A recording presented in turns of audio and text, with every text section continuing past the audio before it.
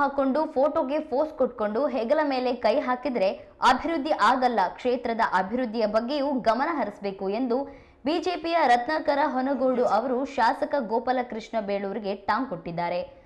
ಸಾಗರ ತಾಲೂಕಿನ ಆನಂದಪುರದಲ್ಲಿ ಸುದ್ದಿಗೋಷ್ಠಿಯಲ್ಲಿ ಮಾತನಾಡಿದ ಅವರು, ಸಂಸದ ಬಿವೈ ರಾಘವೇಂದ್ರ ಜಿಲ್ಲೆಯಲ್ಲಿ ಸಾಕಷ್ಟು ಅಭಿವೃದ್ಧಿ ಕಾರ್ಯಗಳನ್ನು ಮಾಡಿದ್ದಾರೆ. ಸಂಸದರ ಬಗ್ಗೆ ಮಾತನಾಡುವ ಯಾವುದೇ ನೈತಿಕ ಶಾಸಕರಿಗಿಲ್ಲ ಎಂದರು. ಸಂಸದರೇನು ಮನೆಯಿಂದ ಹಣ ತಂದು ಕೊಟ್ಟಿಲ್ಲ ಎಂದು ಶಾಸಕರು ಹೇಳಿದ್ದಾರೆ.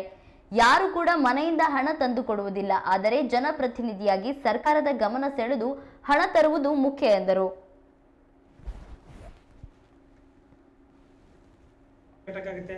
ಅಂತ ಹೇಳಿ ಉಡಾಪೆ ಮಾತಾಡಿದ್ರು ಬಿಟ್ರೆ ಅದಕ್ಕೆ ಹೌದಾ ಹಂಗಾರೆ ಇದಕ್ಕೆ ಸಂಬಂಧಪಟ್ಟಂತ ಸಂಸದರ ಹತ್ರ ಅಥವಾ ಕೇಂದ್ರ ಸರ್ಕಾರ ಅಥವಾ ರಾಜ್ಯ ಸರ್ಕಾರ ಯಾರ ಹತ್ರನಾರು ಚರ್ಚೆ ಮಾಡೋಣ ಅನ್ನೋ ಇದಕ್ಕೂ ಸಹ ಅವರು ಹೋಗಿರಲಿಲ್ಲ. ಇವತ್ತು ಸೇತುವೆ ಆಗಿದೆ, ಚೆನ್ನಾಗಿದೆ, ಹೋಗಿ ನೋಡ್ಕೊಂಡು ಫೋಜ್ ಕೊಟ್ಟು ಬಂದ್ ಕೂಡಲೇ ಆಗಲ್ಲ.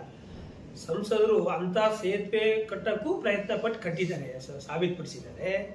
ಅದ್ರ ಜೊತೆಗೆ ಹಾಲಪ್ಪನವರು ಕೈ ಜೋಡಿಸಿದ್ದಾರೆ, ಕಾಗೋಡು ತಿಮ್ಮಪ್ಪನವರು ಕೈ ಜೋಡಿಸಿದ್ದಾರೆ. ಅದಕ್ಕೆ ಆಯ್ತಾ, ಯಾಕಂದ್ರೆ ಇವರೆಲ್ಲ ಒಂದು ಬದ್ಧತೆ ಇದ್ದಂಥ ನಾಯಕರುಗಳು. ಹಾಗಾಗಿ ಅದಕ್ಕೆ ನಮಗೆ ಈ ಶಿವಮೊಗ್ಗ ಜಿಲ್ಲೆಯಲ್ಲಿ ಒಬ್ಬ ಲೋಕಸಭಾ ಸದಸ್ಯರು ಇಂಥ ದೊಡ್ಡ ದೊಡ್ಡ ಕಾಮಗಾರಿಗಳಿಗೆ ಕೇಂದ್ರ ಸರ್ಕಾರದ ಅನುದಾನಗಳು ಬೇಕಾದಾಗ ಅದಕ್ಕೆ ಪ್ರಯತ್ನ ಪಡುವಂಥ ಸಂಸದರು ಸಿಕ್ಕಿದಕ್ಕಾಗಿ ಇಂಥವೆಲ್ಲ ಯಶಸ್ವಿ ಆಗಿದ್ದಾವೆ ನಮಗೆ ಇವತ್ತು. ಹಾಗಾಗಿ ಅಂಥ ಸಂಸದರು ನಾವು ಇವತ್ತು ಆಯ್ಕೆ ಮಾಡಿದಕ್ಕೆ ಇಂಥವನ್ನೆಲ್ಲ ನಾವು ಇವತ್ತು ಕನಸು ನೆನೆಸುವ ಆಗ್ತಾ ಇದೆ. ಇವತ್ತು ಸೇತುವೆಗಳೆಲ್ಲ ಇಂಥವು ಒಂದಲ್ಲ, ಇವತ್ತು ಏರ್ಪೋರ್ಟು ಕಟ್ಟಿದ್ದಾರೆ. ಶಿವಮೊಗ್ಗದಲ್ಲಿ ಏರ್ಪೋರ್ಟ್ ಸಮೇತ ಕನಸಲ್ಲಿ ಇರಲಿಲ್ಲ ಅಂತ ಏರ್ಪೋರ್ಟ್ ಸಮೇತ ಕಟ್ಟಿದ್ದಾರೆ. ರೈಲ್ ಒಂದು ಹೋಗೋ ಅಂಥವು 5 ರೈಲ್ ಹೋಗಂಗೆ ಮಾಡಿದ್ದಾರೆ.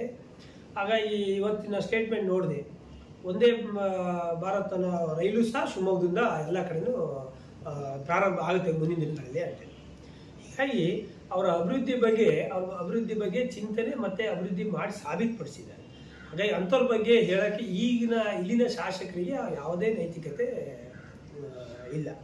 ಈಗ ಆನಂದಪುರದಲ್ಲಿ ರೈಲ್ವೆ ಸ್ಟೇಷನ್ನಲ್ಲಿ ನಾವು ಮೊನ್ನೆ ಹೋದಾಗ ಫ್ಲೈಓವರಿಂದ ಒಂದು ಭಾಳ ಸಮಸ್ಯೆ ಇತ್ತು. ಅದನ್ನು ಅವ್ರೇನು MP ಅವರು ನಾವು ಯಾರೋ ಅವ್ರ ಗಮನಕ್ಕೆ ತಂದಿರಲಿಲ್ಲ. ಆದರೂ ಸಹ ಎಲ್ಲೋ ಒಂದು ಕಡೆ ನಮ್ಮ ನಾಯಕರು ಹಾಲಪ್ಪನವ್ರು ಅವ್ರ ಗಮನಕ್ಕೆ ತಂದಿದ್ರೇನ 2,54,00,000 ರೂಪಾಯಿ ಆಲ್ರೆಡಿ ಶಾಂಕ್ಷನ್ ಆಗಿ ಟೆಂಡರ್ಗೆ ಹೋಗಿದೆ. ಹಾಗಾಗಿ ಈ ರೀತಿಯ ಅನೇಕ ಯೋಜನೆಗಳು ಕೇಂದ್ರ ಸರ್ಕಾರದಿಂದ ಬರೋಂಥ ಯೋಜನೆಗಳನ್ನು ತಂದು ಕೆಲಸ ಮಾಡಿ ಸಾಬೀತುಪಡಿಸಿದ್ದಾರೆ. ಮತ್ತು ರಾಜ್ಯ ಸರ್ಕಾರದಿಂದ ಏನೇನು ಕೊಡಬೇಕು ಅದನ್ನು ಸಹ ಎಲ್ಲ ಸಮುದಾಯಗಳಿಗೂ ಸಹ ಯೋಜನೆಗಳನ್ನು ತಂದು ಕೊಟ್ಟು ಅವರು ಇವತ್ತು ಜನಪ್ರಿಯ ಸಂಸದರಾಗಿದ್ದಾರೆ. ಹಾಗಾಗಿ ಅವರು ಇವತ್ತು 4ನೇ ಬಾರಿಗೆ ಆಯ್ಕೆ ಆಗಿದ್ದು ಅತಿ ಹೆಚ್ಚಿನ ಲೀಡಲ್ಲಿ. ಅಂಥವ್ರ ಬಗ್ಗೆ ಅಟ್ಲೀಸ್ಟು ಈ ಥರ ಒಂದು ಕೆಲಸ ಮಾಡಿ ಸಾಬೀತುಪಡಿಸಿದ್ದಾರೆ, ಅವ್ರಿಗೆ ನಾವು ಸ್ವಾಗತ ಕೋರಬೇಕು ಅಂತ ಹೇಳಿ ಅಥವಾ ಅವ್ರಿಗೆ ಅಭಿನಂದನೆ ಸಲ್ಲಿಸ್ಬೇಕು ಅಂತ ಅನ್ನೋದಿಲ್ಲ.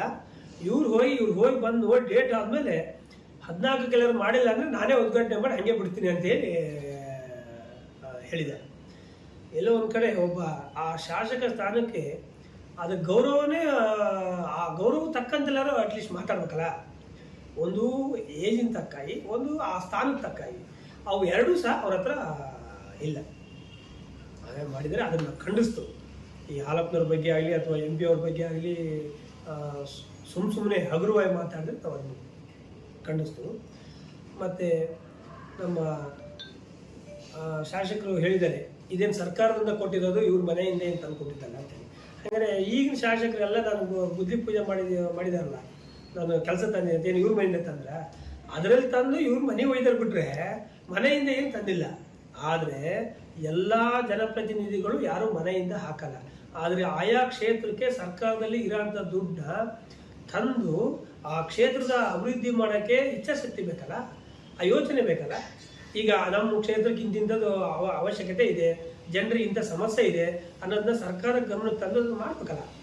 ಈ ಮತ್ತೆ ಇವ್ರು ಯಾಕೆ ಮಾಡಿಲ್ಲ? ಹಿಂದೆ 9 ವರ್ಷ ಇದ್ರಲ್ಲ, ಈಗ 2.5 ವರ್ಷ 3 ವರ್ಷ ಹತ್ರ ಯಾಕೆ ಮಾಡಿಲ್ಲ? ಹಾಲಪ್ಪನವ್ರು ತಂದಿರೋ ಅಂಥ ಗ್ರಾಂಟ್ಗಳು ಮಾತ್ರ ಇವ್ರು ಮ್ಯಾನೇಜ್ ಮಾಡ್ತಾ ಇದ್ಬಿಟ್ರೆ ಇವ್ರು ಹೊಸ ಗ್ರಾಂಟಲ್ಲಿ ತಂದಿದ್ದಾರೆ. ಹಾಗೆ ಎಲ್ಲೋ ಒಂದು ಕಡೆ ಕೆಲಸ ಮಾಡೋ ಅಂಥವರಿಗೆ ನಾವು ಒಪ್ಪಿರಲೇಬೇಕಾಗುತ್ತೆ. ಈಗ ನಾವು ಇವತ್ತು ಪಕ್ಷ ಬದಲಾವಣೆ ಮಾಡಿದ್ರು ಕಾಗೋಡು ತಿಮ್ಮಪ್ಪನವರ ಕಮಿಟಿ